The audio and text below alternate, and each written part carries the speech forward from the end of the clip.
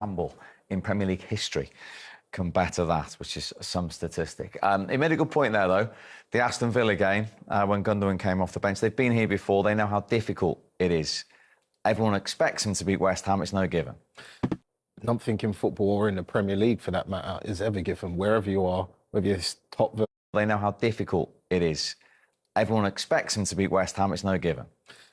Nothing in football or in the Premier League, for that matter, is ever given. Wherever you are, whether it's top versus bottom, we've seen it happen over the years, whether it's something big on the table or not, that they're going to go there and try and win a game. They don't want to lose it either. So unless City come with the same mentality they had in the Spurs game and probably play to the way we know they can, then they should win the game. But they have to be at it. They can't come thinking they're going to win the game. And I think that's kind of the point Roger was making. They all have been there before.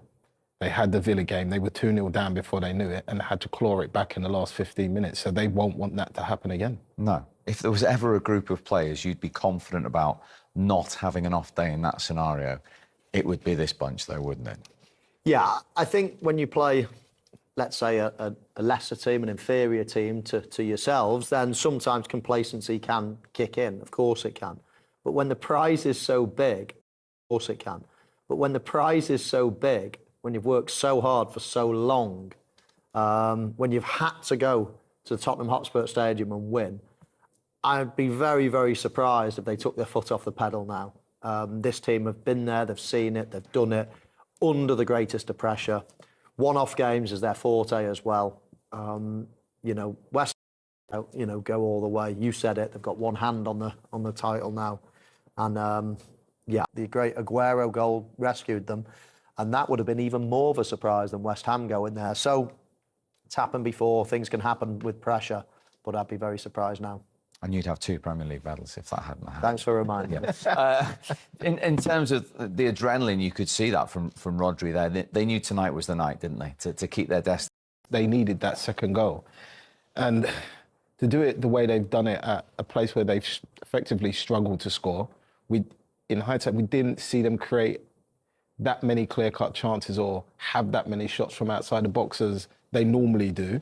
They were very cautious. They kind of played that game in many ways like an away Champions League game where they didn't want to make too many mistakes and they was patient in terms of trying to wait for that right opportunity to open. And I think Doku coming on changed the game because he gave them that little bit of that unexpected where Spurs don't know what he's going to do and City kind of just play off of what he does and see what he comes out with, especially when he goes to the byline. And that is something they needed in that game for me. You don't want to remember the Aguero moment. Julian Lescott always does.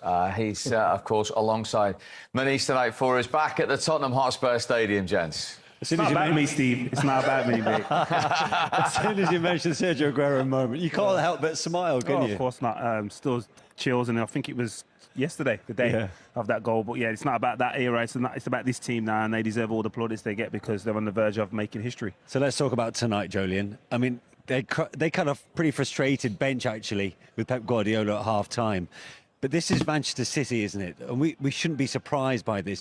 They will eventually grind you down. Oh, definitely. And they showed that different factors of their character, like Rodri was saying. Obviously, first half was probably an even keel, slightly frustrated from City's point of view, but second half, it was domination. Again, that Spurs had some chances, but the tempo, Bernardo Silva, Guardiola, they all played their part. And as I said, when you've got someone like Haaland and Kevin De Bruyne who have a telepathic understanding, there's always opportunities there. The role of the substitutes.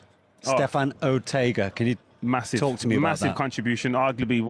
Talk to me about massive that. contribution, arguably one of the most impactful contributions any subs had this season. Doku as well, obviously got the pen, but Ortega, that save from Son when the game was at 1-0 will go down as one of the pivotal moments of the season. And we must forget the one on Kulusevski was pretty decent as well. Yeah, again, I think he just come on, but again, here's the man. Here he is. 2-goal hero, Erling Haaland. Erling, very many congratulations. Thank you. How did you look back at that performance tonight? Difficult, a lot of emotions, and there's nothing much to say. There's one more game, and relax, focus, and believe in ourselves. Do you feel like you've got one hand on the trophy? No, one more game. As I said, focus. Now go home, relax, enjoy.